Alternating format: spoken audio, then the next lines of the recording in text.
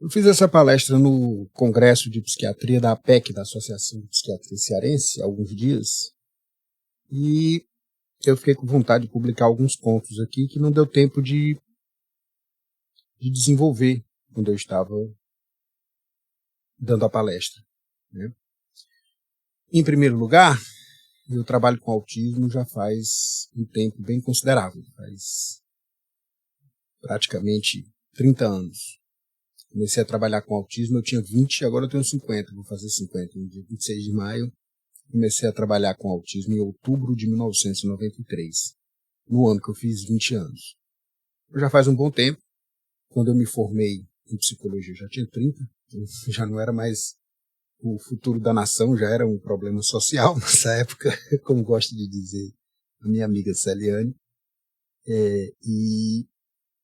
Enfim, durante esses 10 anos, entre 93 e 2003, eu trabalhei com autismo como cuidador, como professor, em sala de aula, fiz um monte de coisa relacionada sempre ao mesmo tema. Então, é uma espécie de hiperfoco abrangente na minha vida, essa história do autismo. Eu sou casado com a doutora Fátima Dourado, que tem, quando eu casei com ela, tinha 2 filhos autistas, nós adotamos mais uma que também é autista, e depois ela descobriu, um outro filho dela descobriu que tinha autismo também, e de uma forma ou de outra, todos nós somos neurodiversos, porque eu fui diagnosticado com TDAH com mais ou menos 23, 24 anos, durante uma psicoterapia. Então eu coloquei lá essa questão que eu gosto sempre de chamar atenção para ela, que é uma questão semântica, mas ao mesmo tempo é um pouco mais do que semântica. É uma questão que envolve o efeito que tem um diagnóstico sobre a nossa identidade, sobre a forma como a gente se vê. E eu acredito que isso, vamos dizer assim, cria 2 maneiras de se lidar com a mesma palavra.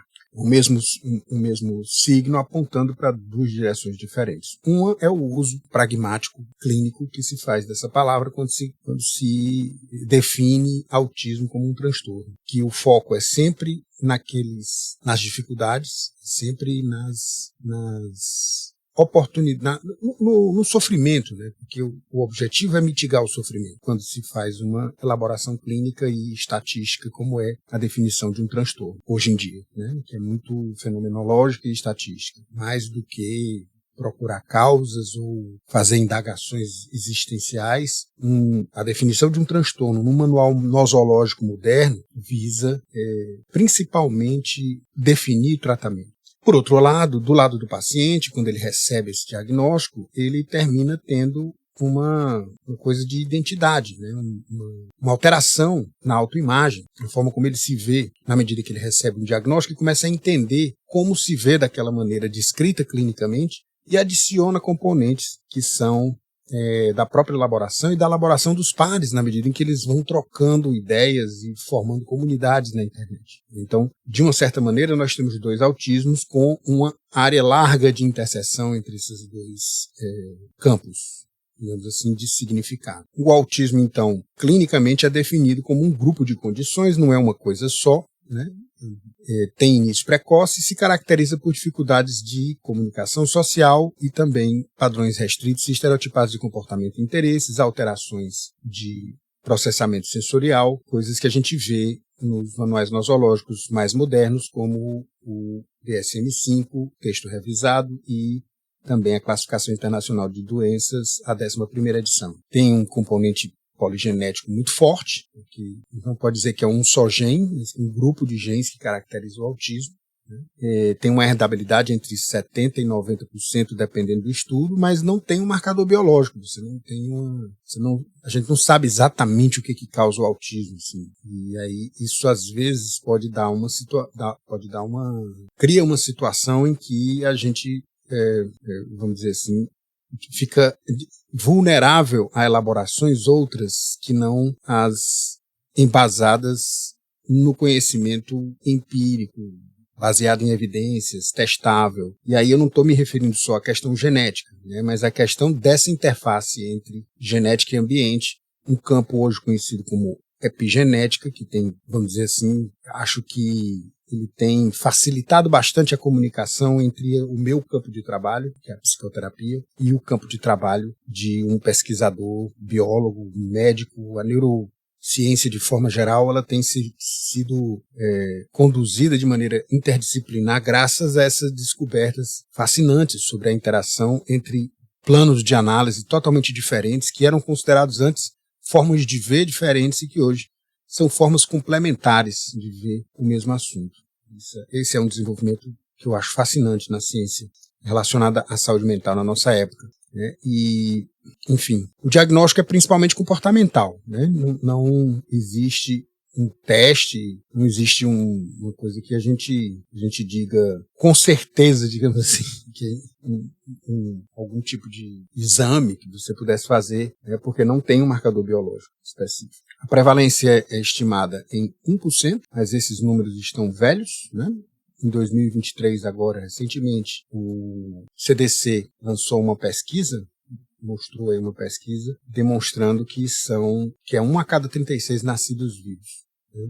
E está aí a referência que a gente deixou aí na tela. Mas enfim, uma situação que engendra perguntas tais como: será que está havendo sobrediagnóstico? Será que está havendo algum fator desconhecido que está aumentando tanto essa população de pessoas autistas? Perguntas que se faz para as quais ainda não existe resposta científica. A resposta mais aproximada e mais baseada em evidência que nós temos, que a gente não pode dizer coisas com certeza em ciência se a gente não investigou as coisas de modo falseável, né? De modo que eu possa claramente montar um experimento para me dizer se o que eu afirmo é correto ou falso, né? Mas do ponto de vista estatístico existem erros de amostragem simplesmente por causa da definição da amostra, que é feita através da descrição nosológica, que variou enormemente dos anos 80 para cá. Então qualquer tentativa de fazer uma comparação entre as pessoas que eram rotuladas como autistas nos anos 80, nos anos 90 e nos anos 2000 e agora nos anos 2010, quando surgiu o DSM-5,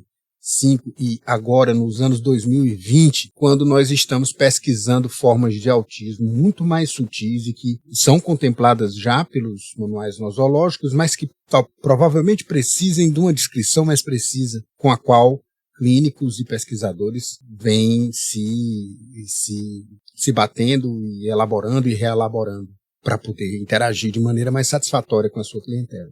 E isso provavelmente nos próximos anos vai se refletir em edições futuras dos manuais nosológicos principais que a gente usa, né? Então, isso vem mudando rapidamente, por exemplo, a questão de afetar mais homens do que mulheres, né? Os números estão mudando rapidamente, embora ainda não conste pesquisas colocando no mesmo patamar a quantidade de homens e mulheres que são autistas. O número oficial ainda é 4:1, né?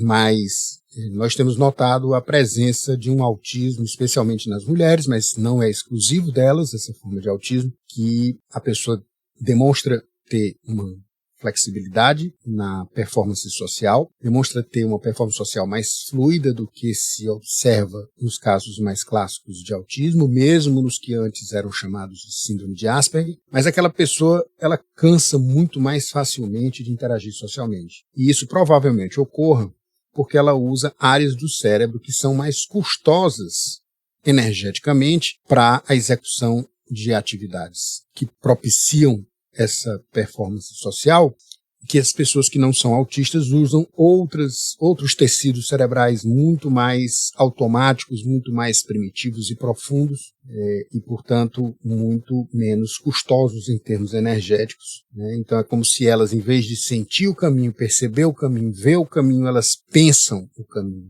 o próprio caminho. E em fazendo isso, gastam muito mais ATP, né? Gastam muito mais energia para fazer isso, muito mais do que uma pessoa que não é autista. Existe também uma comorbidade aumentada para outros transtornos, como TDAH, ansiedade, transtornos de tique, dificuldade de aprendizagem, epilepsia, né? E uma proporção significativa tem deficiência intelectual, de 50% a 70%, dependendo do estudo. Então, as características principais são essas, já são bem conhecidas, né? Você tem dificuldades qualitativas de comunicação e interação, que são típicas, né?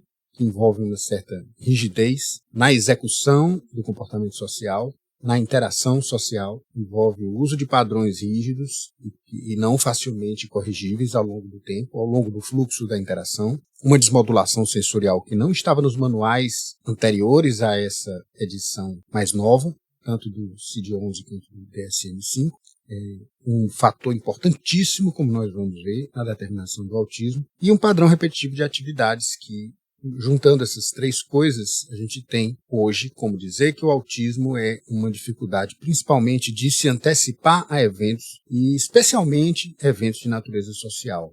Eu gosto de citar o Oliver Sacks quando ele diz que o entendimento total do fenômeno do autismo iria implicar no entendimento muito mais completo do funcionamento do cérebro. Ele disse isso há muito tempo, acho que num daqueles livros, o Antropólogo em Marte, O Homem que Confundiu Sua Mulher com um Chapéu, acho que foi disso que eu tirei. Ele disse que o entendimento total do fenômeno iria implicar no entendimento mais complexo do funcionamento do cérebro, e a impressão que me dá é que é isso que está acontecendo nos últimos anos. Nós temos compreendido o cérebro como essa maquininha de antecipar eventos. Toda a vida, de forma geral, é um exercício de antecipação. Se você pegar uma ameba, um animal um protozoário, um ser unicelular, né, um protista, vamos dizer assim, e você aproximar uma microagulha da membrana dele, ele vai se invaginar para longe do alcance da agulha, porque há algum nível de antecipação do que vai acontecer quando essa agulha atingir essa membrana, né? E isso propicia com que a célula se mova numa outra direção, como um indivíduo, né, que é um protista com uma única célula. Quando isso acontece, nós temos ideia do que acontece quando essas células se agrupam e formam organismos muito mais complexos, como nós, que temos um cérebro, que é provavelmente um órgão especializado especialmente nessas atividades de antecipação. E isso, vamos dizer assim, estaria por trás de toda a nossa atividade mental, de toda a nossa atividade cultural, de toda a nossa... tudo aquilo que nos distingue como espécie estaria na maneira como a gente realiza essas antecipações, a maneira como a gente antecipa o ambiente, como a gente toma essas antecipações pelo próprio ambiente. Como a gente vai ver, existe um determinado viés dentro da neurociência que nos coloca na posição de sermos macacos sonhadores, vamos dizer assim. Nós alucinamos a realidade cotidiana. A percepção seria, dessa perspectiva, uma alucinação controlada. E, obviamente, que se percepção é uma alucinação controlada, a alucinação como um fenômeno clínico é percepção descontrolada. Entendida dessa maneira, você consegue lidar com os fenômenos psicóticos de uma maneira muito mais orgânica comparada com os fenômenos da percepção de maneira geral, em vez de considerá-los uma categoria à parte, um outro, uma pessoa separada, que funciona de um jeito estranho, esquisito, mágico. Se a gente conseguir entender que aquelas antecipações elas se tornam prevalentes em relação à correção que a realidade exerce sobre essas antecipações, a realidade nega aquela antecipação e o sujeito se torna insensível, ele se torna alheio àquela negação que a realidade faz, e há, então, uma prevalência da antecipação que consiste nessa percepção, consiste na percepção dele alterada, né? Na alteração de percepção que caracteriza uma alucinação psicótica. Essa teoria se chama processamento preditivo, né? A teoria do processamento preditivo, ou da codificação preditiva, ou do cérebro bayesiano, né? Esse termo bayesiano tem a ver com o fato de acordo com essa teoria, o resultado da operação cerebral, vamos dizer assim, se conforma no teorema de Bayes da estatística, do cálculo de probabilidade de ocorrência de um determinado evento, dado a conhecimento prévio deste evento, né? Ou a ocorrência de um evento dado outro evento, que seria esse conhecimento prévio, né? Provocando um conhecimento cumulativo sobre o mundo que consiste nessas antecipações que se tornam a nossa mente, a nossa memória, o nosso conhecimento, em última instância, né? Se origina da pesquisa da percepção e rapidamente está evoluindo para uma teoria abrangente do funcionamento cerebral, né? Segundo essa teoria, o cérebro, como eu mencionei há pouco, é uma máquina preditiva e que enfim, predição é uma atividade essencial para qualquer sistema adaptativo, né? E um sistema inteligente se prepara muito mais eficientemente para circunstâncias adversas. Predizer, então, depende da sensibilidade do organismo àquela ocorrência de padrões, aquela ocorrência regular de padrões, né? Ele realiza uma operação análoga a uma operação estatística, embora não seja exatamente uma operação estatística cognitiva envolvendo a aplicação de algoritmos, mas é como se o organismo começasse a antecipar padrões à medida que eles ocorrem, e essas antecipações elas se tornam regulares também, tal como a ocorrência de padrões de estimulação. E aí o organismo vai preparando computações baseadas em predição, né? E quando há uma certa ocorrência, uma ocorrência regular, razoável de estímulos, ele elabora vamos dizer assim, um modelo gerativo do mundo regular e razoável também. É por isso que quando você tem, por exemplo, uma pessoa, uma situação, uma família irregular, cheia de excessos, cheia de agressões, cheia de abusos, a criança tende a ter também uma elaboração do mundo completamente irregular, e a relação com esse universo vai se tornar também irregular e às vezes abusiva e às vezes, de alguma maneira, com um sofrimento muito maior do que se ela tivesse uma relação ótima com o ambiente, com uma estimulação regular, controlada e tudo mais. Embora a gente não controle o ambiente completamente. Na medida em que nós fazemos isso, essa situação fica cada vez mais, essa regularidade se torna de funcionamento humano, se torna cada vez mais possível. Alguns conceitos importantes no processamento preditivo, né? É um paradigma de entendimento da neurociência computacional, certo? Propõe que a percepção envolve o uso de um corpo unificado de conhecimento adquirido, um modelo gerativo, multinível, ou seja, envolvendo percepções, emoções e cognição, para prever a barragem sensorial recebida, ou seja, aquela negação que a realidade impõe sobre os nossos sentidos. Quando a gente sente que é uma coisa, mas é outra. Quando a gente percebe que é uma coisa, mas é outra. Quando a gente pensa que é uma coisa, mas é outra. Aí a gente tem que reformular o que a gente pensa, o que a gente sente e como a gente percebe o mundo, né? Essas são operações que a gente faz o tempo inteiro para ficar vivo e a gente faz o tempo inteiro para se apropriar do ambiente ao nosso redor. São operações físicas, bioquímicas, são operações mentais também, acontecendo todas juntas. A gente só consegue dividi-las didaticamente e ainda com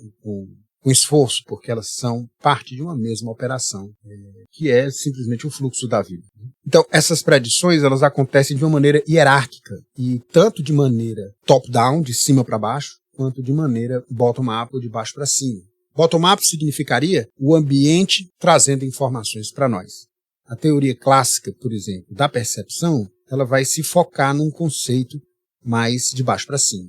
Ou seja, o mundo nos manda sinais, a gente percebe o mundo tal como ele é, através dos nossos sentidos, construindo mapas de relacionamento com esse mundo que a gente percebe diretamente. A teoria do processamento, o enquadramento preditivo, ele não enxerga as coisas dessa maneira simples. Porque nesse caso, se o mundo fosse a fonte da nossa experiência sensorial, a gente teria, vamos dizer assim, nós seríamos muito mais responsivos, muito mais passivos nos processos de percepção, as nossas emoções e também a cognição. Nós seríamos muito mais automáticos, muito mais autômatos do que somos. E, de fato, a gente não percebe as coisas de forma passiva.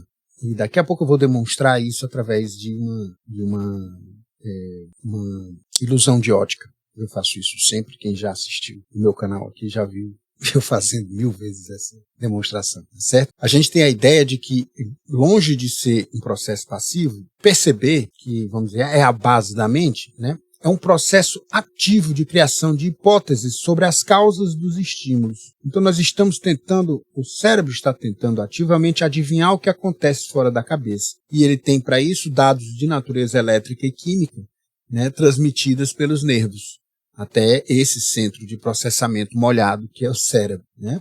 Embora isso possa ser muito parecido com uma ideia representacionista de que nós temos um software na cabeça, essa é uma metáfora útil, mas ela não é abrangente o suficiente, né? É totalmente compatível esse enquadramento com uma visão mais orgânica de mente corporificada, de mente em ativo, né, relacionada a gente não ter nossa relação com o mundo não ser mediada por uma representação, mas ela ser orgânica, ela ter a participação integral do corpo na elaboração, de modo que não seria possível, dessa perspectiva, separar o software do hardware, especialmente porque nós não somos computadores, nós somos entidades biológicas, e a mente é o corpo dessa perspectiva. Como ele funciona é como a gente é. Não há como separar o corpo da mente ou a alma do corpo dessa perspectiva. É uma perspectiva essencialmente monista. Então, dá para fazer um paralelo entre, por exemplo, a compreensão de Piaget, né, que colocava o processo de aprendizagem como tendo 2 passos principais do que ele chamava de desequilibração. Um seria a acomodação, e aí seria, no caso a acomodação seria a assimilação. Vamos começar com a assimilação. A assimilação seria você reconhecer algo similar ao que você já conhecia, ou seja, você reconhecer padrões, né? E nesse caso, é uma operação muito menos custosa em termos de energia, porque você basicamente só está vendo mais do mesmo. E você diz, eu já reconheço aquilo. Então você tem uma relação muito menos ansiosa com esse tipo de conhecimento. Já a acomodação, para Piaget, é um processo que lhe desequilibra, porque você precisa refazer os esquemas cognitivos. No caso, a ideia é que a realidade provoca essa desequilibração, negando verificação a essa percepção, essa emoção, esse pensamento, né? Embora Piaget estivesse se referindo muito mais a processos cognitivos, quando ele descreveu a assimilação e acomodação, os processos de desequilibração, e a teoria do enquadramento preditivo esteja falando de uma forma mais, poder-se até dizer, holística, né, em relação ao funcionamento humano. Eu acho que é muito injusto chamar isso só de uma teoria cognitiva, né? Porque a gente está falando aqui do funcionamento humano integral. Você chamar isso de cognição, de alguma maneira diminui bastante o que, de fato, a gente está tentando fazer, a gente está tentando descrever essa ciência formal. E aqui há alguns conceitos importantes, né? Eu não consegui me deter nisso falando lá no encontro de psiquiatria, mas nós já estamos aqui com 26 minutos de vídeo e no próximo vídeo eu irei falar um pouco sobre esses conceitos principais do processamento preditivo, que seria a inferência ativa, a estimativa estatística. Alguns deles eu já toquei de leve só na introdução dessa nossa conversa. Processamento hierárquico, né? Predição e minimização de erro.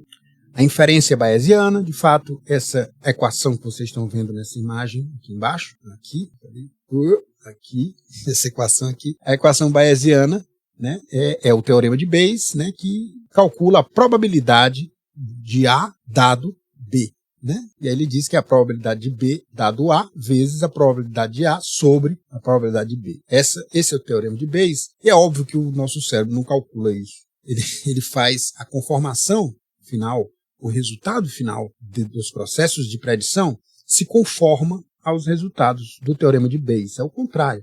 É o teorema de Bayes que consegue emular analiticamente esse processo orgânico e não o cérebro que se conforma ao padrão bayesiano, né? Seria impossível isso. Na verdade, essa equação ela só define muito bem a maneira como o nosso cérebro realiza essas operações preditivas. Ela não descreve a predição de forma. Na verdade, é só um cálculo probabilístico que se usa em estatística. Tá? Controle preditivo de parâmetros vitais, nós vamos falar de alostase, ou que mais facilmente compreendido como orçamento corporal energético, certo? E vamos falar de atenção como um processo de otimização das estimativas de precisão, porque a gente vai ver que isso tem uma tendência, a tendência do processamento preditivo nos sistemas inteligentes é de aumentar a precisão das previsões. O que a gente está tentando é evitar o erro, é ter uma inferência cada vez mais precisa, ou seja, com um grau mais elevado de precisão. Tá? Isso aí vai levar o nome de teoria, o princípio da energia livre, que é um troço matematicamente muito complicado, mas que, em termos gerais, só significa isso. Só significa que há uma tendência na direção de uma maior precisão. E todos os esforços do organismo são na direção de uma precisão maior. E, obviamente, em termos psicológicos, quanto mais precisão, menos ansiedade. E aí, como isso se coaduna com a minha visão, a nossa visão sobre autismo, atual, você vai escutar, você vai assistir no próximo vídeo dessa série. Um grande abraço e até a próxima.